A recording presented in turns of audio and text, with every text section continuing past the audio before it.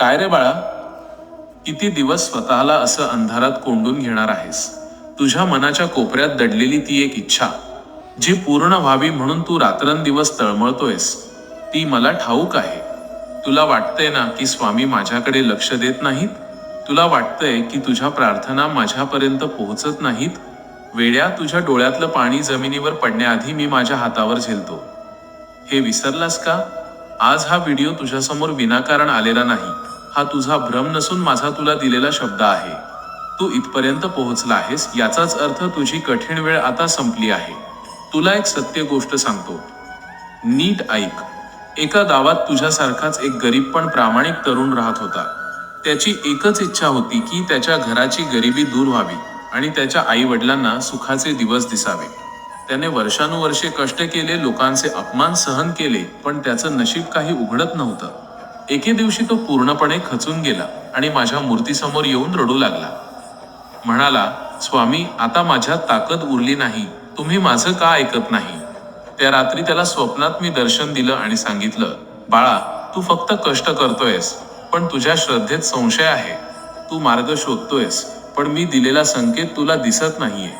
तो जागा झाला आणि त्याने पुन्हा एकदा नव्या उमेदीने, पूर्ण विश्वासाने कामाला सुरुवात केली. काही दिवसांतच त्याला अशा एका व्यक्तीची साथ मिळाली, ज्याने त्याच्या आयुष्याचं सोनं केलं. ज्या इच्छेसाठी तो वर्षानुवर्षे रडत होता, ती इच्छा अवघ्या काही दिवसांत पूर्ण झाली. बाळा, ही गोष्ट तुझ्यासाठी सुद्धा एक धडा आहे.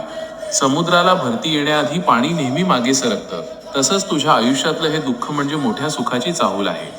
तुला जे हवं आहे ते तुला नक्की मिळेल, पण माझ्या वेळेनुसार, कारण मला तुझं हित तुझ्यापेक्षा जास्त कळतं. तू फक्त मागण्यात गुंतला आहेस, पण मी तुला देण्यासाठी योग्य वेळ शोधत होतो.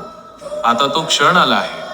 तुझ्या कष्टाचं फळ देण्याची वेळ आता जवळ आली आहे. ज्या इच्छेसाठी तू देवासमोर डोकं टेकवलंस, ती इच्छा आता पूर्ण होणार आहे. हा माझा तुला आशीर्वाद आहे. तुझ्या मार्गातले अडथळे मी स्वतः बाजूला केले आहेत.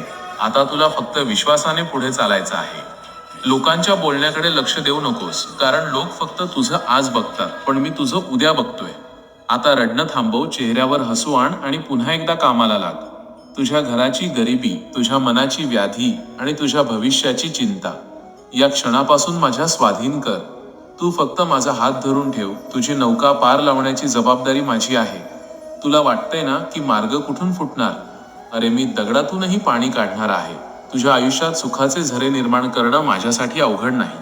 आजची रात्र तुझ्यासाठी नवीन आशेचा किरण घेऊन येईल. फक्त माझ्यावरचा विश्वास ढळू देऊ नकोस. बाळा, जर तुला तुझ्या स्वामींवर आणि माझ्या या शब्दांवर अढळ विश्वास असेल, तर आत्ताच कमेंटमध्ये श्री स्वामी समर्थ लिहून तुझ्या इच्छापूर्तीच्या प्रवासाची सुरुवात कर. तुझ्या आयुष्यातले सोन्याचे दिवस आता सुरू झाले आहेत, असं समजून आनंदी राहा. विसरू नकोस, तुझी इच्छा पूर्ण झाल्याशिवाय मी तुला सोडणार नाही. भिवू नकोस, मी तुझ्या पाठीशी आहे.